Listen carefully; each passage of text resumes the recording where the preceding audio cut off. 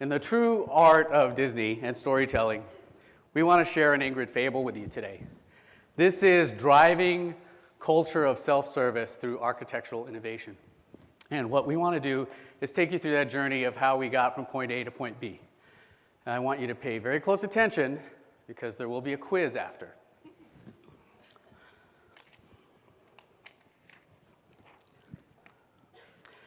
How many of you work in a corporate environment? Very good. How many of you work in a highly matrix corporate environment? How many of you have a large IT organization? How many of you have business units that have IT folks that actually don't even belong to them, but are actually used for their IT purpose? Wonderful. So I just wanted to gauge the room to see how I'm going to speak to you guys, because this is addressing that very issue in people that work in very large organizations, how they don't get their IT needs met. So I'm Gordon Morantz. I'm a business technology partner for Disney, and I actually started my data career in oil and gas for about 10 and a half years. And we used to take data and cull through it and determine how long it would take for a piece of equipment to break down, the mean time between failure. And we also used to take that data and find out where we would want to drill for oil. So I started that career in Houston, Texas. Anybody from Houston? Bangkok, Thailand? Really? Fantastic. My original career actually started in manufacturing women's apparel. That's another story. I ended up at Disney through the course of some fortuitous events. And I started in data and ended in data. So, but that's not what I did in between, and we're not going to talk about that. The second gentleman that we're going to introduce to you later is Micah Wood, who is our partner in crime and helping us craft this solution. And he'll go into detail, technical detail, of how we did so. So I didn't go into what BTP actually does. A business technology partner finds pain points. And it is my job to go to a business unit or a department and address pain points. Now, the majority of those pain points, 85% of the time, they're addressed with technology. And that's why I'm a technology partner. So I actually find solutions for people and departments and business units that can use technology. My primary focus right now is research, data, and analytics, which is why I'm here today, because I want to share the solution that we did for a certain group at Disney. 15% of the time, it's not a technology solution, but a workflow or people or process solution. So let's begin.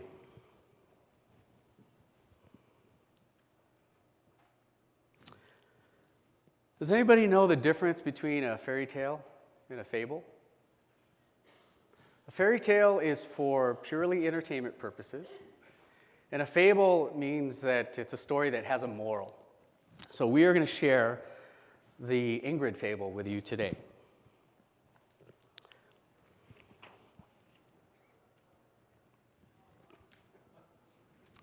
This is Patrick Pott. Now, he has a poor fashion sense, but he's a stand-up guy. He's a really good guy. He's a hard worker. He has a girlfriend named Wilma. He has adoring followers called the Misplaced Millennials. All in all, things are going really well for Patrick. He's a happy camper. The people at work even stopped making fun of him for his attire. However, Patrick is sad. So sad, in fact, that we had to use the sepia tone in this slide. And for those of you that argue that that's not sepia tone, you guys spend way too much on Instagram. But so Patrick is a media planner at a major entertainment company.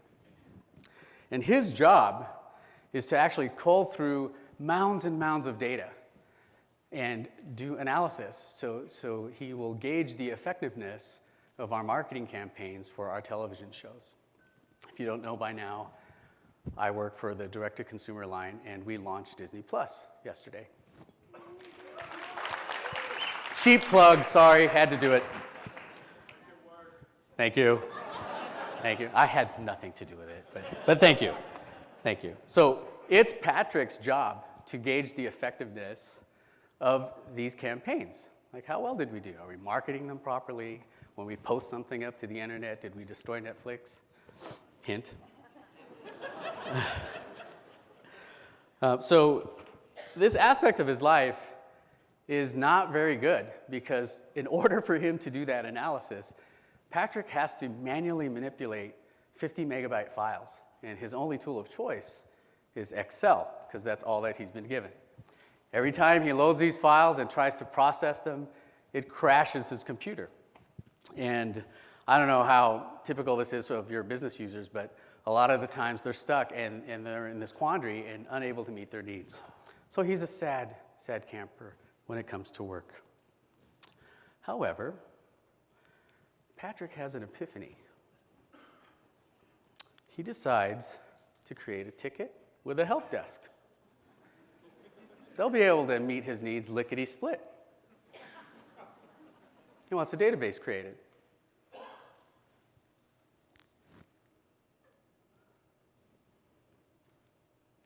Enter the help desk. So disregard the fact that our ticket accuracy and the intake of our tickets are really bad. It's because we have 8-year-olds manning the help desk. But aside from that, he actually gets his request in the queue.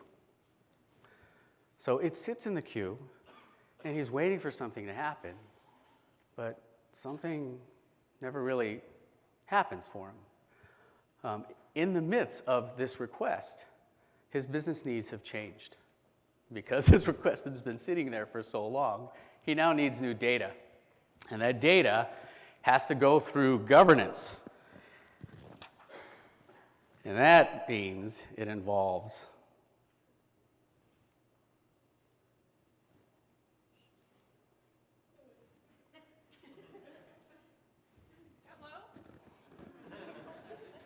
oh, this is killing me. The suspense is killing me. It's not Tableau. Thank you. This woman. It involves this woman, Lion Tulip. I'm just going to go manual. Lion Tulip is in the data governance group, and because his data now has to go through this scrutiny, it must pass authorization from Lion Tulip and her group.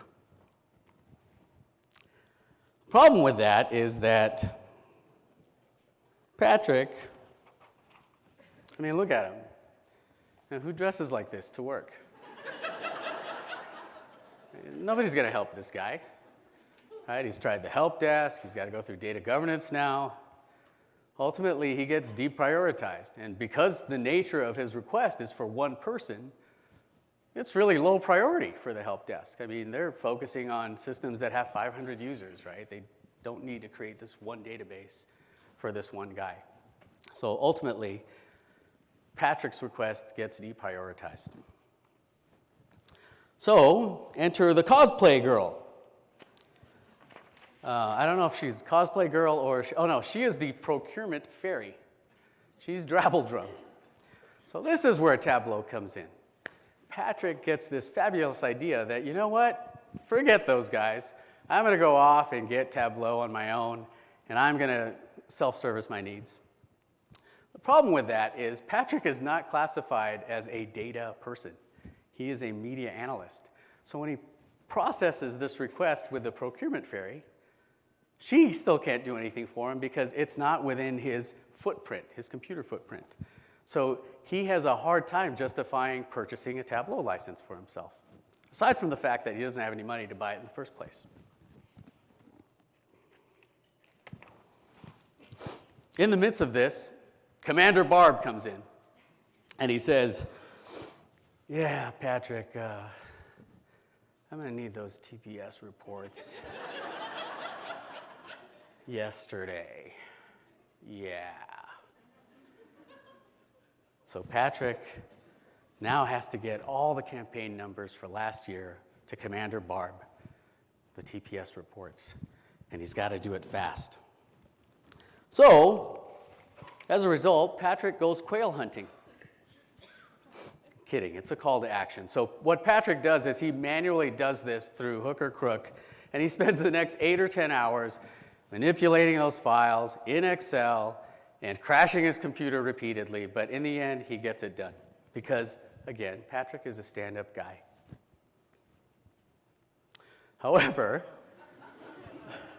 during the presentation with Commander Barb, he gets, looks like he has uncontrollable flatulence right here. But that's not what it is. They're not making fun of him. The fact is that the numbers were scrutinized, and they don't believe that they match. So what does Patrick have to do now? Because it's a manual process, Patrick has to go back and prove to Commander Barb that these numbers actually match. So again, he spends the next 6 hours, because he's streamlined part of his process, and he proves that the numbers are correct. But in the end, he's highly frustrated. So what do we know about this? We know that Patrick is a similar use case. How many of you are familiar with this use case? How many users that you have like that? Very good. It's a common occurrence. Let's take a deeper look at Patrick. What do we know about him? We know that Patrick has an existing process, albeit manual. He has control over all aspects of his data because he's the source of truth for that data. We know that he's limited in the tools and technology that he can use, Excel. We also know that there are no other downstream impacts to the data that he generates and the analysis that he provides. So we also know, because he had to provide all of last year's data, that he has to maintain historical reference. And then the last thing is, Patrick hates his process, so he wants to automate it. So that's what we know. Why is Patrick's story interesting? Because it happens to everybody. It happens to all of us. So many of us are encountering these same hurdles and limitations. So the first one is he's limited to using Excel. He does not have the tools at his disposal that he should be using. He has a undesirable process in which he has to go into a help desk queue and hope that somebody will service him. He's also having to endure long wait times for any kind of approval for additional tools like Tableau. That's probably still in HR's queue, and they don't even know what he's talking about. He has inaccessibility to wider tools and wider data sets. And there's a lack of an audit trail because of his manual process. And it's because it's manual, it's ridden to a lot of error. So let's take that scenario a little bit differently. And let's say we gave all these tools and advantages to Patrick. How would that play out? So you all know the story of Patrick. He's a stand-up guy. Commander Barb walks into his office and demands the TPS reports. Patrick looks at his computer, and with a few mouse clicks, he's able to produce that analysis. And Patrick is victorious. So what do we know from that story? What's the moral of this story, that second use case? Albeit that was short and boring. What's the moral? The moral of the story is be boring. Right? That's a joke. It's not. The moral of the story is there are different ways to attack this beast. And I'm going to introduce Micah Wood now. And if you please give him a round of applause. He will help describe how we tackled that beast. Testing, perfect. Thank you, Gordon, for possibly the weirdest fable. I have ever heard in my entire life.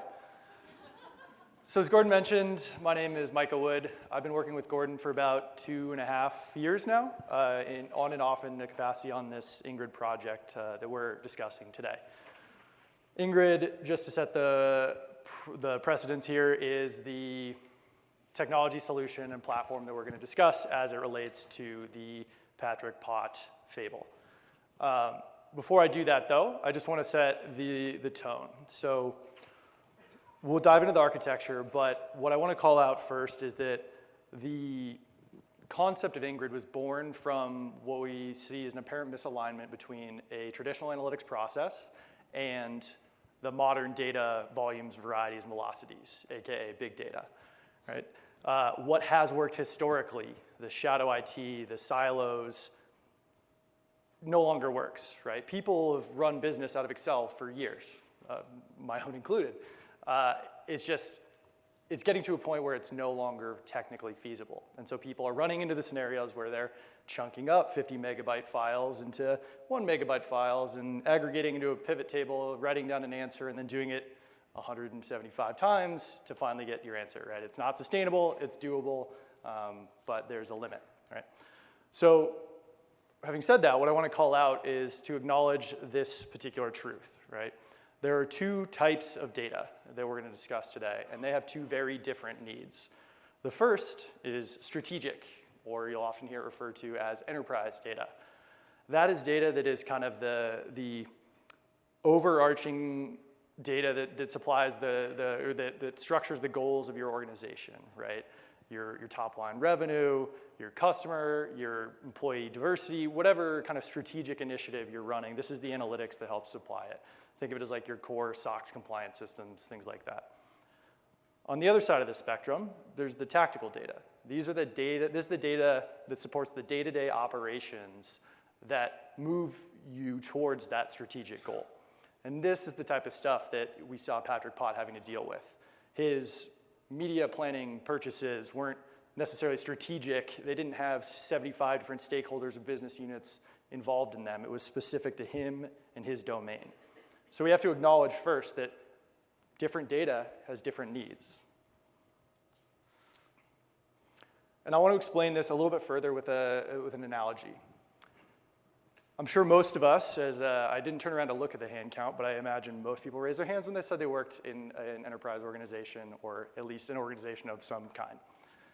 Modern organizational design has kind of this structure to it. When you have a customer, the business functions that are closest to the customer adjacent business functions, operate in more of a decentralized structure. They're highly autonomous. Their value proposition is speed of reaction, speed to respond to customers, et cetera. They need the decentralization, that autonomy, that authority making decisions to react quickly to support their business functions. The further you move away from the customer, the more centralized or hierarchical the structure becomes. Think of your legal, your HR, your finance, right? These are not customer adjacent. They are highly compliant, regulated roles that serve a bunch of business units across the company. So let's complete the analogy. Let's take that into the modern data ecosystem, right? Replace customer with business user, replace your centralized org structure, your legal, your HR, with your enterprise data warehouses, your enterprise data lakes, and that's it, right? What's on the other side of the spectrum? What's the analogous decentralized solution? Well, for years, it's been shadow IT. Everyone talks about the silos of an access database somewhere off in the wilderness, right?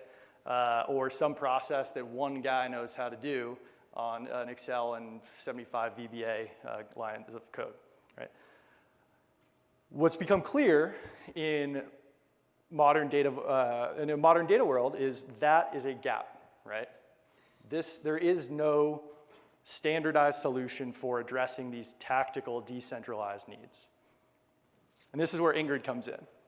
Ingrid stands for Next Generation Reporting Data, real original, I know, but it's Gordon's, what was it? I have a little backstory about that. It was an inherited name. I hated the name. I name all of our programs and projects after Disney characters. Ingrid is actually a character in one of our television shows called Once Upon a Time. She is the aunt of Anna and Elsa, and she is a hero and anti-hero. So much like data can be good and bad, that's why it was appropriately named Ingrid, because depending upon how you manipulate that data or interpret it, it can be good or bad, much like the character. Boy, that was really deep for a project name. Sorry. So there you have it, our beloved Ingrid name. We'll talk about it in a moment, but this is what we call our coordinated silo architecture It is the analogous technical solution in a modern data ecosystem to the decentralized org structure, if you will. I have an example for how we've used decentralized and centralized. So in our television show analyses, we have an enterprise data structure and data team that works on collecting all the Nielsen ratings.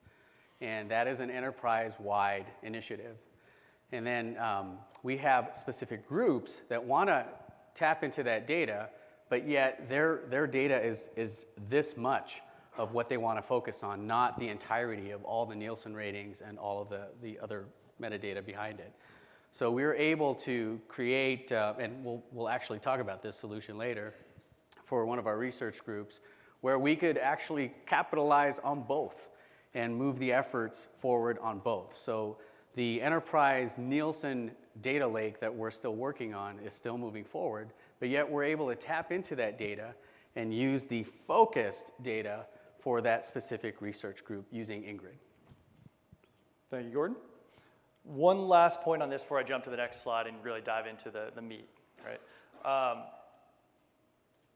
Both of these things are important. If you try and build an organization that's every business function is highly governed, highly centralized, fails.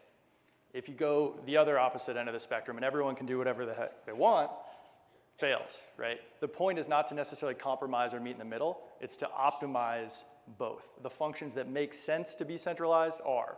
The functions that make sense to be decentralized are.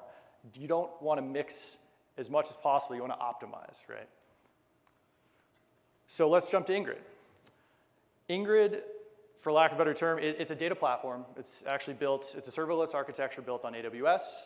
It's a custom portal UI that uses Tableau's API for all of its content.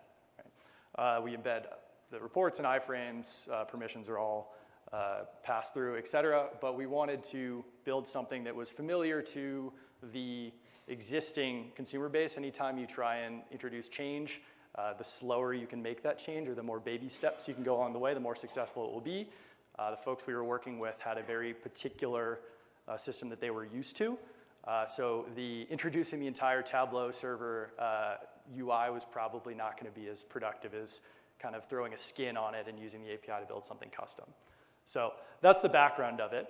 But why this conversation is going on today is really what we call the architectural innovation of Ingrid, right? So far as it supports self-service analytics. And one thing I want to state outright is that none of the innovation that we're talking about today is that groundbreaking. What it is a collection of minor tweaks that we've made in response to what we've seen over hundreds of implementations. Me in particular, as a consultant, I see a lot of these implementations, and you take lessons learned. A little tweak here, a little tweak there, recognize the truths of the world, make those tweaks, and then together the holistic solution becomes what's innovative and what's much more powerful. So I want you to go into this with that lens. So the coordinated silo architecture, just for reference, I like to think of it as a data pool. It's a data lake with swim lanes. Basically, everybody gets to work in their own domain. You can kind of think of it as everyone has their own silo where they're masters of their domain, right? There are no downstream impacts. They control the data that goes in, that goes out, et cetera. It's more just a logical permissioning structure behind the scenes. There's a lot of AWS services behind the scenes on this that make it happen, but that's the idea. And just at a very high level, on the right-hand side here, you'll see, yeah, that's the right-hand side. You'll see the conceptual architecture. What we have is a business unit, use case, data set structure. Simple as possible. Business unit, permissions, a group of people that have the same rights to see things and create content as anyone else in their group. That's like the research you'll see there on the left. That's just a group of people. A use case is a tactical analytics process that somebody does in their day-to-day life. So Patrick Pott had to answer a question about media spend over the past year, right? That's something that's very tactical, impacts him and maybe one other person. That's what we call a use case. And then data sets are the sources of data that supply the data for that use case, right? There can be one, per use case. There can be 10, there can be 15, there can be any number of data sources that are supplying a use case. So that's just the general structure. And we want to talk about these 5 bullets, which are kind of the innovation that comes along with it. So the first one is not even a technological innovation. We call it an inverted data lake, right? Most data lakes are designed with acquiring a bunch of data, and then it'll be used for a very small amount of use cases. There's a lot of excess waste there.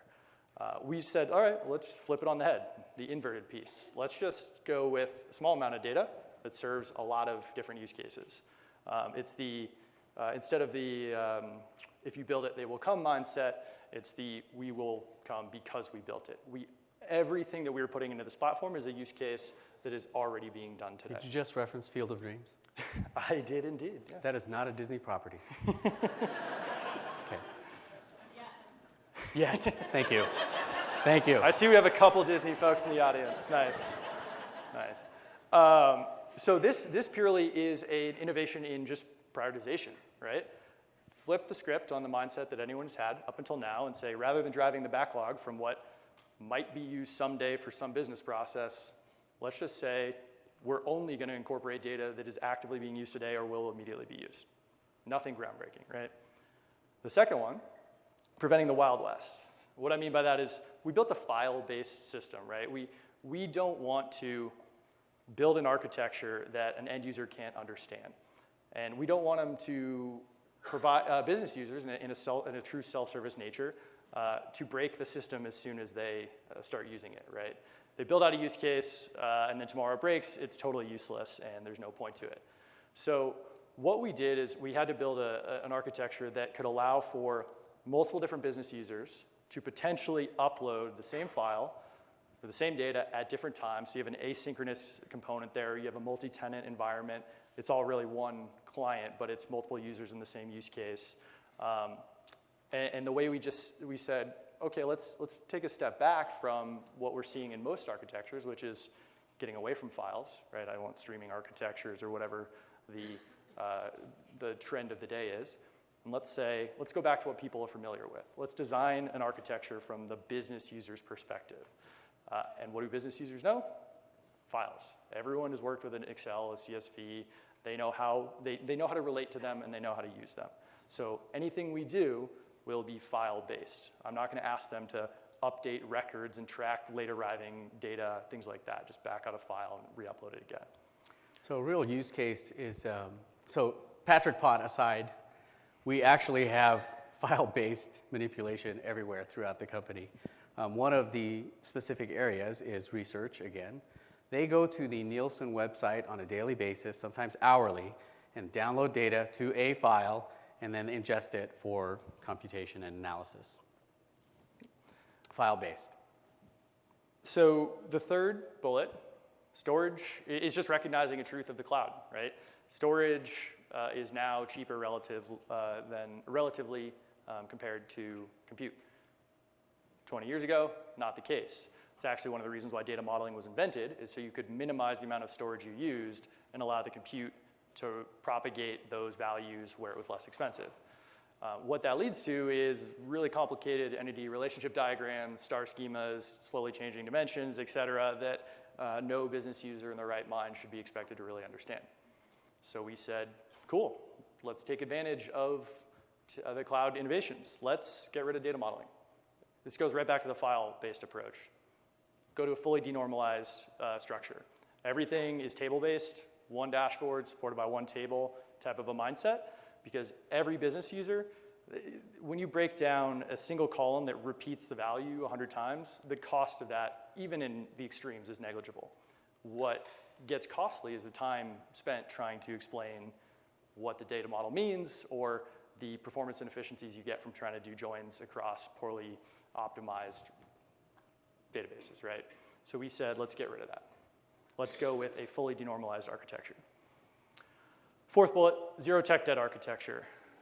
This is purely, you'll notice on the conceptual diagram that there's nothing unfamiliar looking there. Anyone who's built a system has seen a file going into a landing zone where it's protected, does some sort of validation, passes validation, moves into its permanent data store, and then gets processed into a database, some sort of ETL process, and exposed via dashboard, right? That's pretty standard. The beauty of this architecture, because it's file-based and because it's a trigger-based ETL and validation approach, is that it doesn't matter how the file gets into its landing zone. Once it's in there, everything that you've built, any ETL, any validation, et cetera, continues to happen after the fact. So what this means is we can have a business user, we can build a solution that's supported by business users actually uploading a file. It's not that big of an effort to ask somebody once a week to go in and upload the latest file into whatever their analytics solution is. And they can continue to do that forever if they need to. But if IT says, you know what, it's really kind of a pain for me to ask my business users to go into the Nielsen portal, download 5 files each day, and then re-upload them to our system, let me just build an API feed between the two. As long as you format the output of that automation in the same format and land in the same place, every trigger, every ETL job, every visualization will continue to work after the fact. There's no throwaway work. It's a entirely decoupled system.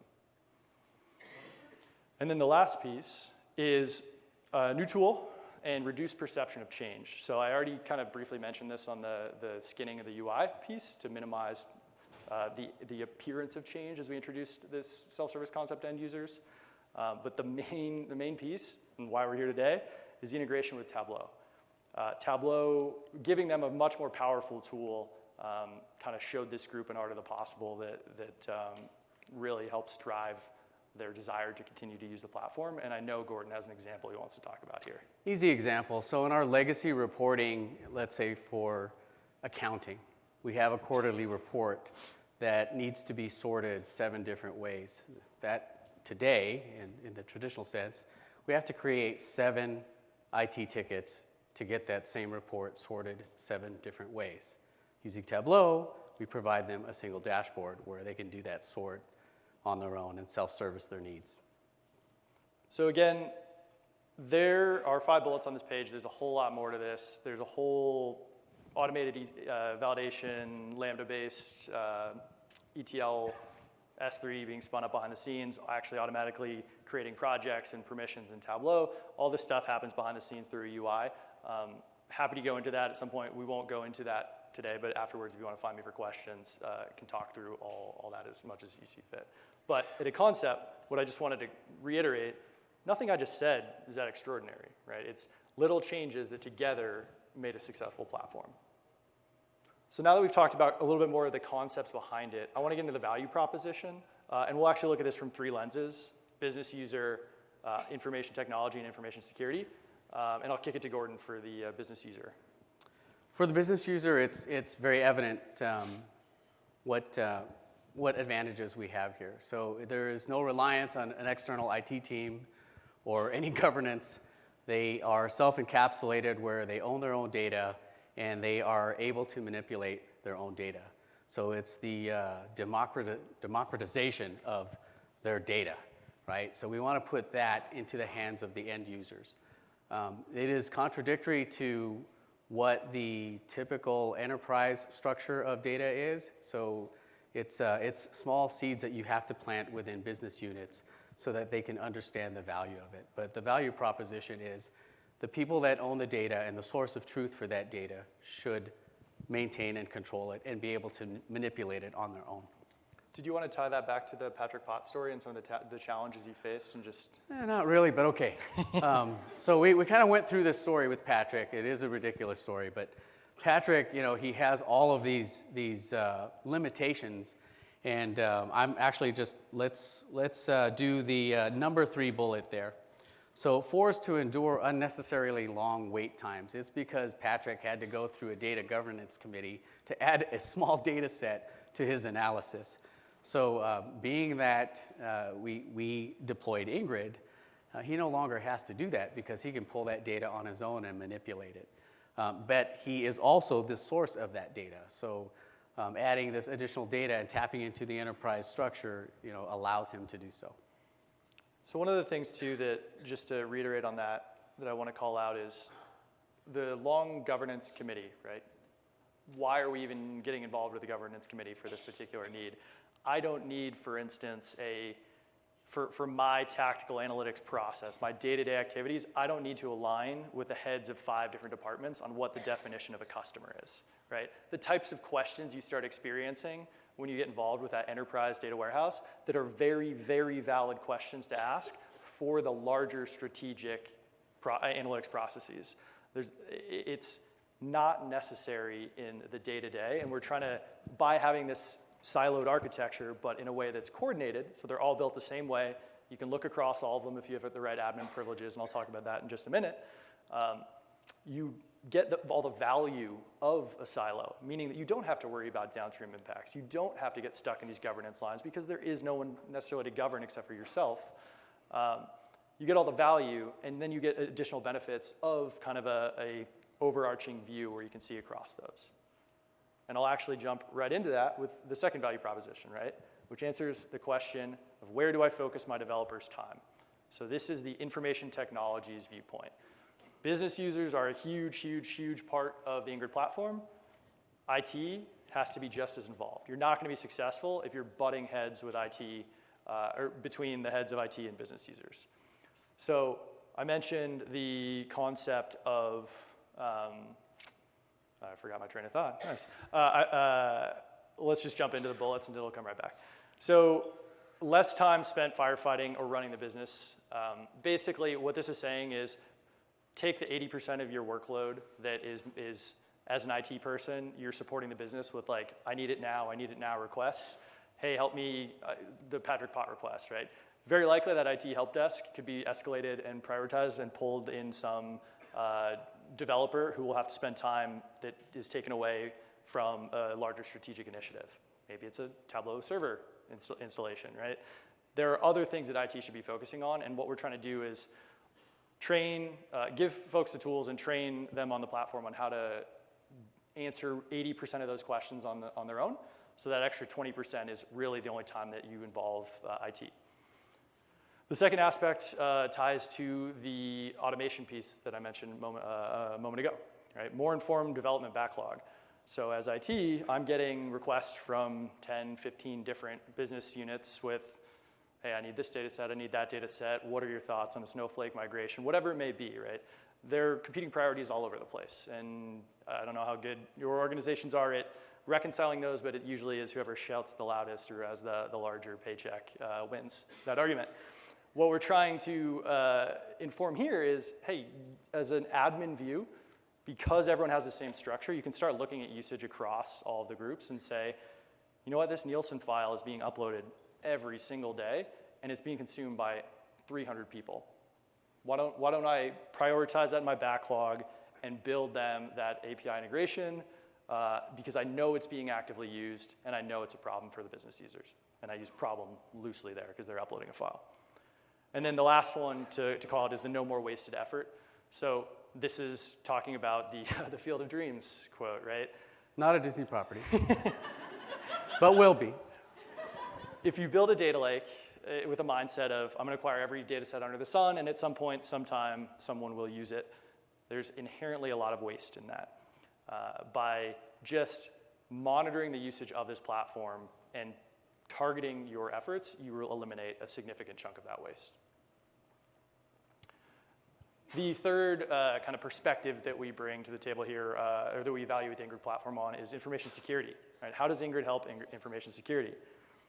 This is primarily done with the answering the question, what's my data risk? So everyone in California has to deal with CCPA. We've all had to deal with GDPR, lots of data breaches, compliance issues, right? This is a thing that's not going away. A lot of data architectures were built before compliance was a huge thing. You had SOX, and that was kind of it. Right? So what we've found is, let's take a perceived weakness of the cloud, security, and let's turn it into a strength. Right? Everything that people are bringing into Ingrid was an offline process. We don't have visibility into the types of data that people potentially may be emailing around in an Excel file after they do some manipulation. We don't know what our data risk is for this. We don't even know how to monitor it, right? It's on someone's computer offline. By helping them, the business users push that process onto this platform, InfoSec gets some visibility into it. And there are actually some components that help identify PII and things like that. When you upload a file into the architecture, it'll trigger PII validation things and help secure the environment. Because I mentioned earlier, I don't want to immediately break something the next day. I also don't want to immediately have a compliance issue on my hands because I let somebody upload a file with social security numbers into the cloud. So what this does, and kind of what the dashboard on the right shows, is the business unit, use case, source file hierarchy, and then down to the field level of different compliances. So I can quickly, as an admin, because again, everything's structured in the same way, goes to different Redshift instances behind the scenes, I can answer the question, what's my data risk? And actually, if you click into this dashboard, which we don't have a live demo of, you can identify the owner of that data set, and you can reach out to them and says, hey, I notice you have 4 fields in here that are classified as PII. Do you really need those in your analysis, or can we strip those out, or can we mask them on input? So it helps eliminate that component of data risk. So it turns what was an invisible process into a visible one, and helps you actually address it. So let's see some examples of the use cases within Ingrid. Gordon, take it away. So this is the Patrick Pot use case, right? It's fairly easy, single flat file, single user, very low complexity. It is literally the example. He's a media planner. Typically, Micah, how long does an engagement like this to actually deploy, develop, and fully implement? So once we had the core architecture of the platform up and running, the use case onboarding is relatively simple, especially when you're dealing with like a single flat file.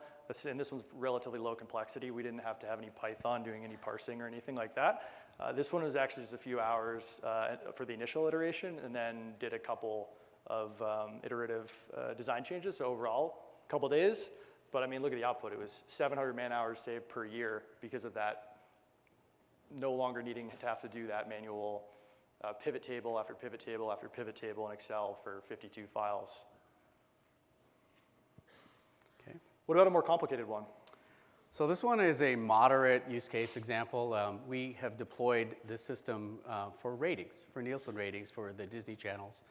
And what it involves is it's an actual portal where the folks can access all of the reports and Tableau reports without having to use a Tableau license. So it's a very nice, elegant solution using the Ingrid platform. We call it about medium complexity. So Micah, what t-shirt size would you gauge for implementing a solution like this? Yeah, medium's got the widest range, or moderate, if you will, has the widest range kind of implementation times. But on the lower end of that spectrum, again, a lot of the times it depends on the ETL complexity involved. Most of the time it's not too bad. This one happened to be more iterations on the actual visual design because it was more of a channel guide experience as you scrolled through the dashboard, which is a little bit different than your normal Tableau dashboards. But this one was a couple weeks. I would venture to say that had we tried to do it without the Ingrid platform, it would be well in the order of months. This one actually allowed us, by the way, to retire an old server architecture. Yes. What about this version of a moderate dashboard? Oh, the competitive grid. So this is a moderate dashboard used by our senior programming and scheduling and strategy people at ABC Network. What it allows them to do is look at all of the competitive schedules for all the competing networks as well as some cable channels. What we want to do is expand this to online with the launch of Disney+, it kind of makes sense.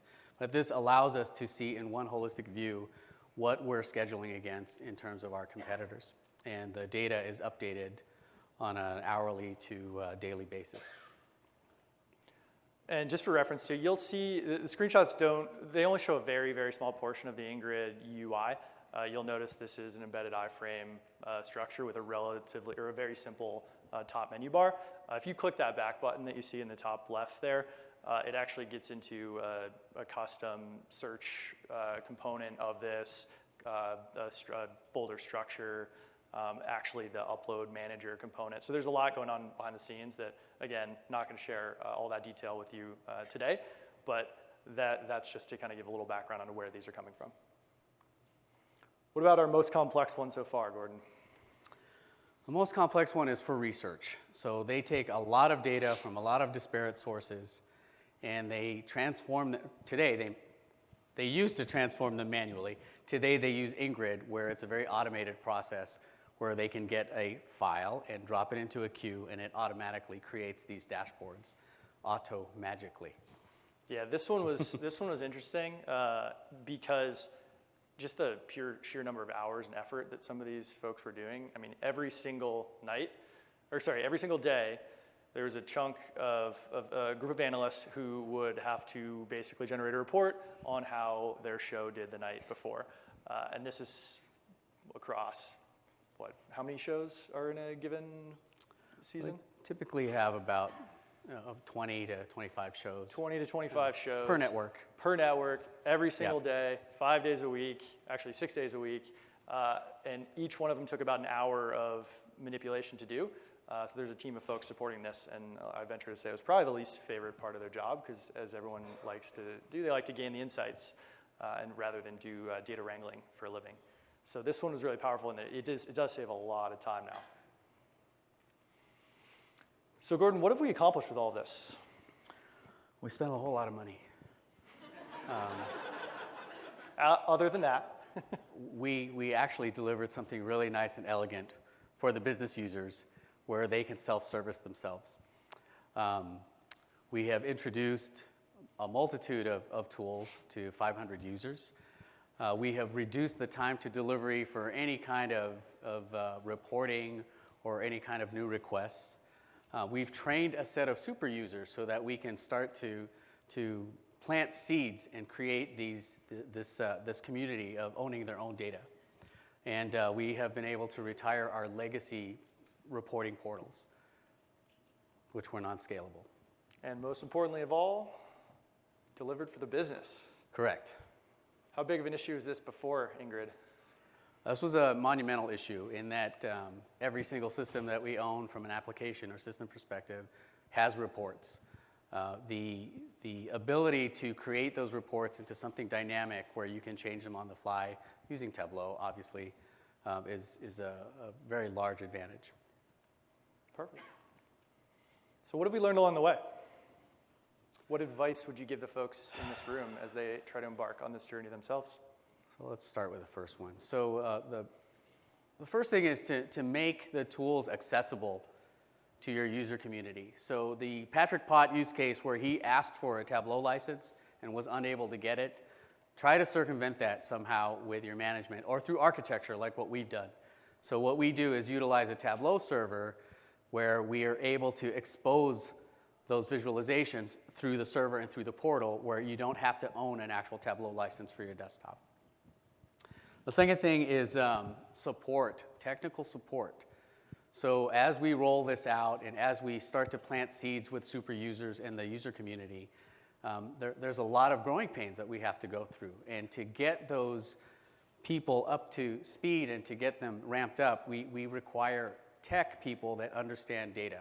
We require data stewards. We require data analysts. So be prepared to fill those skill sets within your teams. And then I'll let you talk on that because you just love GIS and security. So the other two really big lessons learned here, and again, these are kind of tips and tricks along the way. Data security, as I've mentioned, you can turn a perceived weakness into a strength by openly addressing head-on the components you're going to introduce into this architecture that help with data security, that address areas that also had no focus before. You get the buy-in from InfoSec much faster, right? And everyone knows InfoSec can kill a project or architecture if you really don't focus on the important things. So going in with your arguments around how this architecture helps address a previously unaddressable problem is really beneficial. And then the same thing with over-communicate. And what I mean by that is nobody wants to be told that what they've been doing for the past 20, 30 years is wrong. And what I mean by that is we talked about a centralized architecture earlier on and the value that a core enterprise data warehouse has. This communication, this over-communication is to say over and over and over again that is still needed. Everything you're doing is great. Like, we definitely need these core enterprise data warehouses, They're vital to our organization. They serve strategic data perfectly. What we're saying now is that's not going to go away. We're going to introduce a complementary solution that focuses on a completely different type of data, the tactical data. And as soon as you get that message across around that there are two different types of data and that they have very different needs and thus warrant very different solutions, then you start to get the buy-in and you don't get the pushback from folks because they don't get fear of kind of taking over an existing architecture.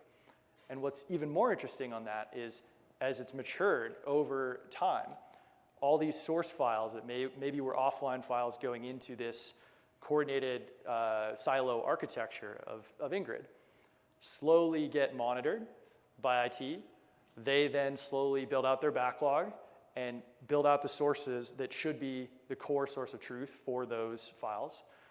Then they build the APIs that replace those. The business users stop uploading the files themselves, and you now have your core enterprise data warehouse supplying, or data lake, data warehouse, whatever you want to call it, supplying highly governed data into a self-governed environment which can be shared across multiple business units, multiple business users, and over time you create this feedback loop where the entire architecture, the entire ecosystem becomes more reliable over time.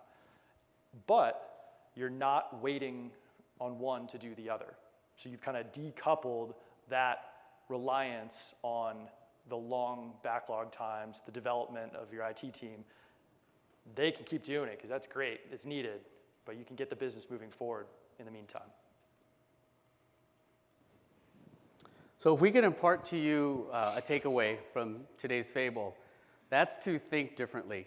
So the accomplishment for the Ingrid project was really not huge technological innovations, but more of a feat of management. Here's a quote from the Apollo program. I'm not going to read it verbatim, but essentially what it is it's a triumph of your management and how you approach your solutions and how to address your issues. So now I'm going to, Mike, I'm going to need your help because I want to wake you guys up for your next session. I'm going to do Q&A for you. And if you answer the question properly, I will give you some Disney swag.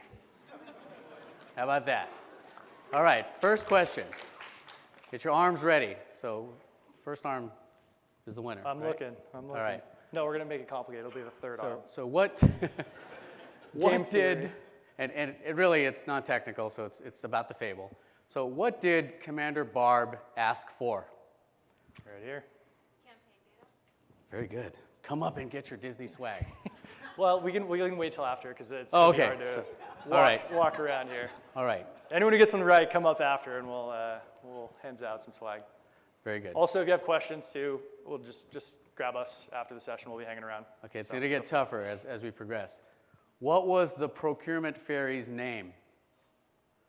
Right here. She was the cosplay girl. No. God, did I get too much pleasure telling you no? I'm so sorry. No. She was. That just wasn't her name. But that wasn't her name. She you know her was name? the cosplay girl, but that wasn't her name. You said it Anybody? pretty quickly at the end there, Gordon. No. Close. No. No. Data governance. No. Oh my gosh. You really? did say it really quickly. I did? Yeah. Should I give you guys a break? I'll give you a break. Her name was Dabble Drum because I said it really quickly, but we'll give it to you for cosplay girl. Cosplay girl. I like Or that. cosplay girl. All right. 3 more questions. So where did I start my data career? In what industry? Oh my I God. think I was right here. That is incorrect, sir. I feel like Alex Trebek. I missed it. Sorry. You're Gordon. Oh my gosh. I got distracted by your Alex Trebek comment. You're going to have to pick one because I have to be unbiased. Let's go. Actually, I haven't been looking My too much data over career, here. what did it start in the maroon shirt, I believe. Yeah. Very good. Come up and see us later. So where did I start my actual career? I think it was you. Yeah, sorry. No, it was actually him. Yeah, actually, you can both get swag for that one. That's my judgment call. Very good. So that concludes our Ingrid Fable. I hope that we entertained you in some way, shape, or form. I kind of wanted to shake it up, and thank you for attending. I'm Gordon Morantz, and this is Michael Wood.